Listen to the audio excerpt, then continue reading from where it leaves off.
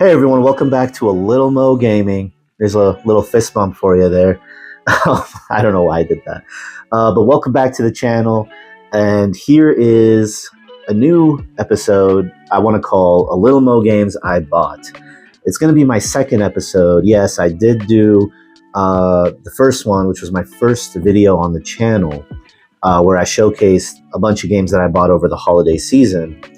And of course, over the last several months, there are a bunch of games that I picked up, all pretty much right over here. You'll see there's a lot of blue. So a majority of them are actually PS4 games. I was actually pretty surprised with that a lot of these games were released on PS4. Otherwise, I would have got them for the PS5.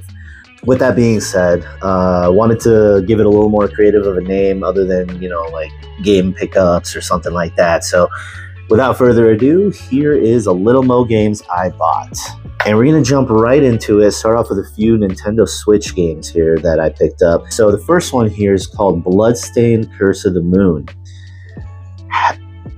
I'm sorry, this is not Curse of the Moon. This is Bloodstained Ritual of the Night. Sorry, it's a series that I've always had in the back of my mind that I want to play. And I know there's Ritual of the Night and Curse of the Moon, so I always mix them up. I found Ritual of the Night here at my local GameStop that's near my work, and they had it on a pretty good deal. Don't know too much besides the fact that this is a Castlevania-like game, and I remember seeing gameplay from this series and thinking it was so cool because you're walking through these levels like you would in Castlevania, fighting different monsters, and then there's unique boss battles. I think one of them had a boss that looked like a big kitten or something that, I don't know, it was really, really strange, but I believe this is from the creator of Castlevania, so heard a lot of good things about this, and I'm very excited to experience that, so pick that up for sure.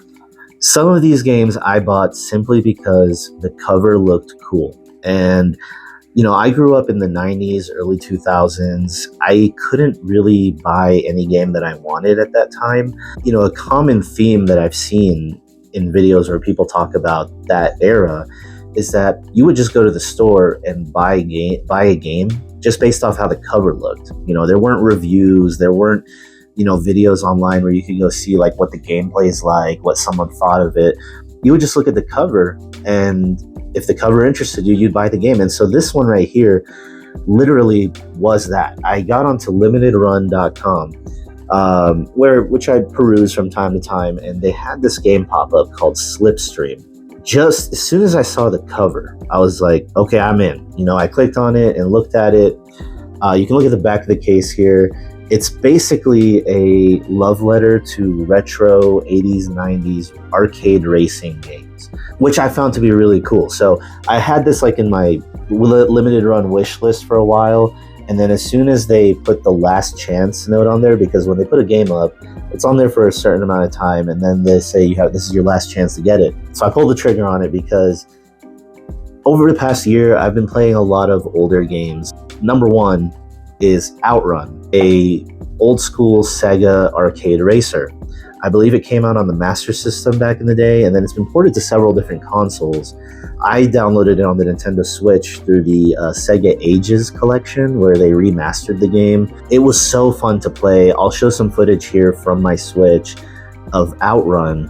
Also, I have a Sega Arcade Classics game for Game Boy Advance that includes Outrun as well, so that's another place to play it.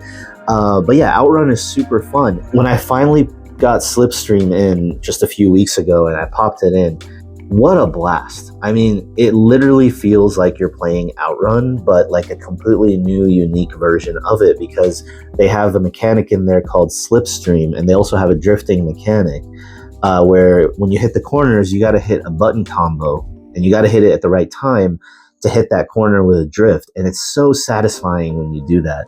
Also, for the Slipstream mechanic, it's when you get behind a car and it kind of like pulls you into the car's slipstream and you can go faster. So even though you can tell just how influenced this was by Outrun and a lot of older Sega games, like I would even say Space Harrier, in the way that the sprites come towards you and you have to dodge them. I kind of got that vibe with like the background sprites moving towards you as you drive down the road in this game. Just a really cool thing that I kind of felt with the game. Very unique. The music is awesome, and it's exactly what it needs to be. It's just a handful of levels. You see when you open it here, it comes with a little booklet. So this little booklet that it came with, it just showcases like all the levels in the game. You know, all the different maps and what influenced them, how they made them. Very cool little game. You know, I love the fact that it comes with this little booklet. And you know, I kind of debated whether I wanted to. I mean, when I bought this game, I had 100% intended to actually open it and play it because of how cool it looks. And then when I got it, I was curious and I looked it up online. I think it's going for like $90 now, sealed, and I bought it for like $30.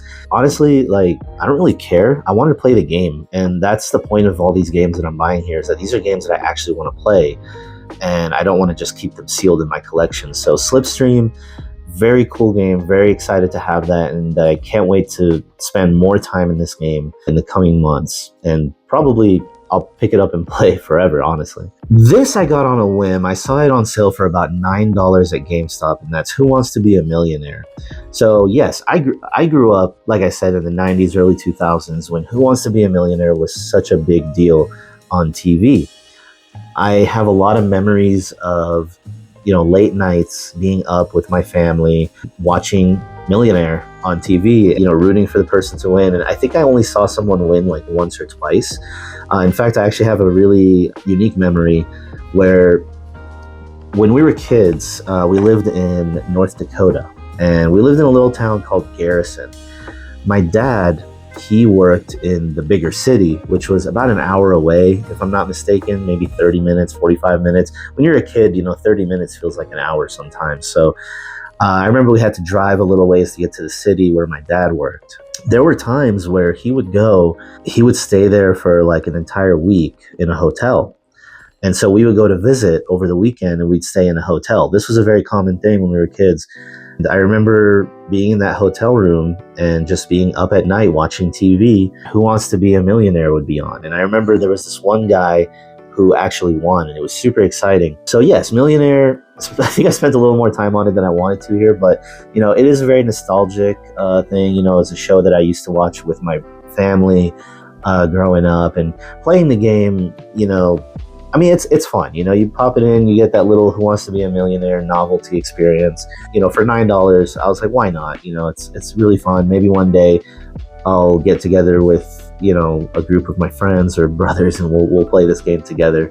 This is a very unique Switch game that I didn't really have on my radar, but I heard about it a while ago, and it was exclusive to Japan for a while, but they did release it here in North America, and that's called Bakeru. This is just a really weird, crazy, like really Japanese game. You see on the back there, it'll tell you it's let's see if there's any way. There we go.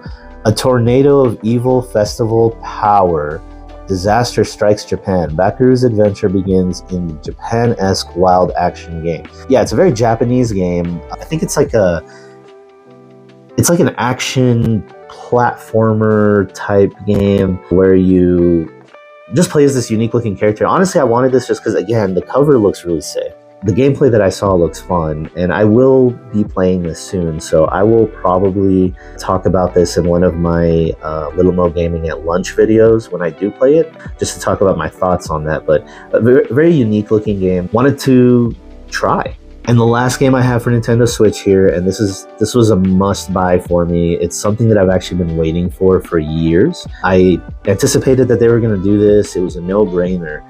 And that is the port of Xenoblade Chronicles X, the definitive edition for Nintendo Switch. I remember back in like the mid-2010s, I think. It was before Chronicles X even came out on the Wii U. This was a long time ago. When I had started getting into watching different gaming events like E3, Gamescom, I was on vacation with my family. We were staying at a beach house. I believe it was in Galveston, Texas. And there was a day where my family went out to the beach and I stayed inside because it was E3 and I wanted to watch it. I was really hyped to watch it. So I had my laptop with me and I was watching, and they did the Nintendo Direct around the same time. I remember seeing this game in the Direct that looked so cool. It had mechas, it had like RPG elements, and it just looked really unique. And I remember the trailer ended with a big giant X, like that one right there. I think this was before it was even, like, before we knew it was a Xenoblade game. At least I didn't know, but I saw that X and I was like, man, this game looks really cool. So it was always on my radar. And then it finally released for Wii U, but at the time, I don't remember why, I didn't buy the game and I didn't play it on Wii U. And I think the reason was because I saw a lot of reviews of it saying that it was a very long game. I think it was like over 150 hours minimum to play this game. And some people even said they put like 200 hours into it. I'm not saying that that turned me off from the game, but it kind of made me like wait a little bit. And I ended up waiting a lot of it to play this. Finally, the Nintendo Switch comes out in 2017, and for the longest time, it looked like this was going to be stuck on the Wii U. And I do own it on Wii U. I bought a used copy that I found it was at GameStop. I think they had just the disc, and I bought an empty Wii U case for the game on eBay for a pretty good deal, so I could have that complete Wii U edition. And my intention was always that whenever I get the opportunity to really build my gaming setup and have like my Wii U, my Nintendo Switch, all that set up, that I would play it. But finally they ported it to the Nintendo Switch and made it a definitive edition with like some extra content, and it's remastered and all that. So very excited to finally get my hands on that. When will I play this? I don't know. It's still a big game. I know that when I do start playing that, it's gonna be quite the initiative. Very excited to have that in my collection though, and finally be able to play it pretty much whenever I want. All right, so that was the Nintendo Switch section. We're gonna move on to the PS4 section, which again, is crazy saying that now that I have a PS5 Pro, and you know, that seems like where all the games are coming in, but a lot of these are older games too that for a while were hard to get, but they got reprinted. So I'll be talking about those. There is one that I already started playing, so I'll talk about that as well. The first one I'm going to talk about, and that is where this shirt comes from, Far Cry 3 Blood Dragon. This is a very nostalgic game for me. When I got my PS3 back in the day, and I really started getting into playing PS3 games, Far Cry 3 was announced, and I was so excited to play that game. I remember a friend of mine had emulated it before the game even released, and I was really jealous that he was already playing that game. I waited for it to release because honestly, I didn't really want to get into the whole emulation thing or the hassle of it, even though I thought it was so cool because he was playing games like before they even released somehow. But I remember he was playing Far Cry 3 and he said it was really, really fun. And the game finally dropped, and it was a big deal for me at the time. You know, this was the first time I played a big open world game like that in the way that Far Cry 3 is. I remember comparing it to GTA. I was like, this is like a GTA style game. I think this is before the open world style games were really big, because that was a big deal in the PS4 generation, were those open world style games where everything was going open world, including Metal Gear Solid 5. You know, you can either love it or hate it. It went open world, and I loved it. I thought it was fun, but Far Cry 3 was such a fun game, and then they released this DLC for it, which was a standalone DLC. And I remember playing some of it. I never really got through the whole thing, but I always loved how retro it was, that like Escape from New York kind of vibe, right, that you got in the picture there. The game actually came with a t-shirt here, a really cool t-shirt, which fits pretty well. I was excited to find out this morning because I haven't worn it yet, but it does fit pretty well. A really cool shirt that it came with, or that I ordered with the game. But yeah, Far Cry 3 Blood Dragon, very nostalgic, cool, action, arcadey, 80s retro style shooter game that I'm very happy to have in my collection. Okay, I'm going to try to rapid fire through these because my phone's battery is getting pretty low. These next two games I bought together.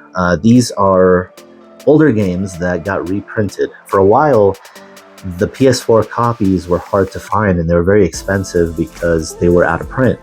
But VGP, Video Games Plus, great Canadian video game retailer online that reprints a lot of games. Shout out to them. They reprinted these two. It was like $20 a pop. It's Okami and Onimusha. I had to go find Onimusha because I forgot that I actually started it the other day. So it was actually over there by the TV. Really great games. I've never played Okami. Still have that sealed, but I will be playing that at some point, especially with the new one coming out, hopefully soon, that they announced at that Capcom show that happened a while back. I believe that's actually why they reprinted this, is because of the hype for Onimusha and Okami. which are both getting new games. Don't know much about Okami besides that it's this action game where you play as this like dog character here, and it looks really fun. And then Onimusha, of course, is a classic horror, like samurai type game. I never played it growing up. Getting it here on the PS4, this is the remake or remaster that they did for the first game. This was expensive for a while, but it was reprinted and I picked it up. And I just started it not too long ago. I'll be showing some footage here of me actually playing the game. Amazing game. I love how the backgrounds are like these beautiful hand-drawn landscapes and scenes they look hand-drawn, and you're like walking in it as like this 3D CGI figure. Really cool, unique aesthetic, I guess you could say. Combat's fun, and just the flow of the game, like going through these levels, fighting these enemies, doing these puzzles. I'm not too far in it right now, but I am playing it currently, having a lot of fun with this one. This game I bought around the time that I played Mortal Shell. If you've been watching my videos, you know it was at the start of Ramadan a couple months back. I started playing Mortal Shell because I wanted to play a Souls-like game. And at the same time, I wanted to play Dark Souls. So I did pick up Dark Souls Remastered. I found it used at GameStop here for a pretty decent price. My history with this game, this was a long time ago. I'm talking about over 10 years ago, probably. It was Ramadan, and I had started playing Dark Souls on my PC. I had it on Steam, and I was playing it. Every night I would get a little bit further in the game. And then I got to, I think, like the second or third main boss. It was like the big wolf who had like a couple other dogs surrounding him in this very small, tight area. And I got stuck on that boss. I just couldn't get through it. So I gave up on the game. Ever since then, I've played, like Dark Souls 3, Bloodborne, Elden Ring, other Souls games that I finished and loved. But I never really went back to the first one. So I wanted to get the remaster here for PS4. Hopefully I will jump into this one day and finally experience what started it all, even though technically that was Demon Souls. Dark Souls was the one that, really started off the whole phenomenon, and, definitely do intend on playing this game. Excited to add that to my collection for sure. Now I'm going to get into a bunch of RPGs, specifically like JRPGs that I had my eye on for a while, especially this next one right here, Fantasian Neo Dimension. So this is a very unique RPG made by the creator of Final Fantasy, I believe. This was originally released for Apple Arcade to be played on an iPad or an iPhone, I think. So it wasn't actually on consoles. I had no clue what it was. I saw the trailer for it back at the games show that happened late last year. It released late last year, around November, December. And I had my eye on it. It looked really cool. It looked like the music was really nice. And the gameplay looked unique. I think there's a unique battle system here where you come across enemies and you can decide to run away, but then what ends up happening is it builds up like an army to fight against later of these enemies that you ran away from earlier. Very unique gameplay system. And then also I love the fact that a lot of the backgrounds, the levels that you play with, which you can see in those photos there, if you can, handmade in like real life and photographed into the game for you to explore, which I thought was really cool. So definitely a unique RPG that I wanted to pick up, and hopefully within the next few months I'll jump into this one and be able to experience that. This is a series that also got reprinted with VGP. I'd heard of this before. It's the Legend of Heroes series, and I picked up here, it was a bundle for Trails of Cold Steel 1 and 2. What I know about this series is that it's made by Falcom, which are the people behind the Ys series. Which I've played Ys 8 on my Nintendo Switch. I talked about that in my Switch retrospective. Very, very fun action RPG. And I believe that these follow in the same vein where it's like action RPGs. I don't know if they are turn-based or if they are based on, like live action combat. But I've heard a lot of good things about this series. In fact, the Legend of Heroes series goes way, way back. I believe back to the TurboGrafx 16. I was hearing about, it was called like the Legend of Heroes Dragon Slayer on the TurboGrafx, which was I think the first game in the series. And a lot of these games are getting remade and remastered for modern consoles. I plan on, probably building my collection for that series and trying it because I've heard it's really fun. So I wanted to go ahead and pick those up, and hopefully, I will experience these games at some point. Really cool JRPGs here that I wanted to potentially get into. And speaking of Falcom and Ys and Legend of Heroes, Ys Memories of Salceda got reprinted as well. This was a PSP game, I believe, or a PS Vita game, I think, for Ys. And I've heard a lot of good things about this one, so I'm very excited to play this. I had to pick that up, to put alongside my current East games that I have. But yeah, definitely excited to play this. East 8 was such a fun game, and this is like this was made for handheld, so I imagine it plays a little different than that, but I've heard a lot of good things about this one. I love the soundtrack for East 8. I'm excited to, when I finally play this one, to be able to hear the soundtrack and maybe add that to my rotation of music that I listen to when I'm in the car. But yeah, East 8 Memories of Celceta looks really fun. Very excited to have that in my collection. Down to the last few games here, I might as well show both of these together. So you'll see a common trend here. There's a lot of remasters and remakes for like old RPGs.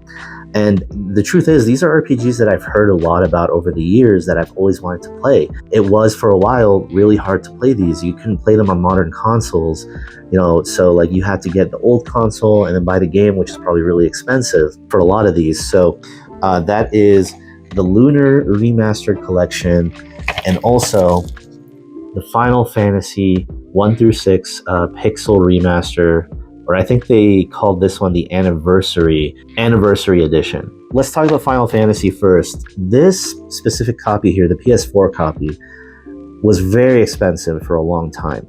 They released this game, the Pixel Remaster, a few years ago now, on Nintendo Switch and on PS4. And it sold out. It sold out like really fast. The PS4 copy specifically was going for hundreds of dollars on eBay. But then they reprinted it. So I went ahead and picked it up on PS4. Yeah, I mean, this is Final Fantasy 1 through 6. I haven't ever played any of the old Final Fantasies, but this does include them all remastered. And also it gives them, what really excited me about it is that it has new mechanics in there where you can speed up the leveling system. So you don't have to go through the huge grind that it was back in the day when these came out on, like the NES, the SNES and all that. You can play it faster and get the same experience. And so that's really cool. I will probably play this at some point this year. I will probably jump into this and play the first game just to experience them. I've heard that the first 6 games are very classic JRPGs that were almost some of the first pioneers of the genre, but there were a lot of other games like Dragon Quest, of course. But yeah, very excited to have that. And then, of course, Lunar is a game I heard about, which was a big JRPG back on the Sega. I believe they came out on the Sega CD, which was like an extension to the Sega Genesis. They were also available on PS1, I believe, but they're very expensive games. I mean, if you wanted to get them on Sega or on PS1 or however they were released originally, they're very expensive. Lunar Remastered, very excited to have that. I will definitely be jumping into that. And then, I mean, just look at that cover. Again, this is just one of those games that I'm very excited to have just simply for the cover, but no, I definitely do plan on playing this. But the last game I have to talk about here, Castlevania Requiem. Again, another remastered collection for the PS4 for Castlevania Symphony of the Night and Rondo of Blood. This was also reprinted. It was very hard and expensive to get for a while, but it got reprinted, thankfully, because this is really probably one of the only ways to play Symphony of the Night if you don't have it on PS1. And the PS1 copy is very expensive. So being able to have that opportunity to play it on PS4, very excited for that. And then Rondo of Blood is a game that came out back on the TurboGrafx that is included in the TurboGrafx Mini, which I do have, and I'll probably make a video about that. I've been playing that actually. But then it was released in this collection as well, so now this is a way to play Rondo of Blood. The main reason I got this, though, was for Symphony of the Night, so I am excited to hopefully play that and experience that, which is probably considered one of the most classic Castlevania games. There you have it. That was LittleMoeGames that I bought. Hope you enjoyed this video. I'd love to hear from you. What games did you buy recently? What have you been playing? Anything unique, that's something that has been on your backlog or something that's been on your mind that you want to purchase but you just haven't been able to and you finally were able to recently? Let me know in the comments down below. Anyways, take care.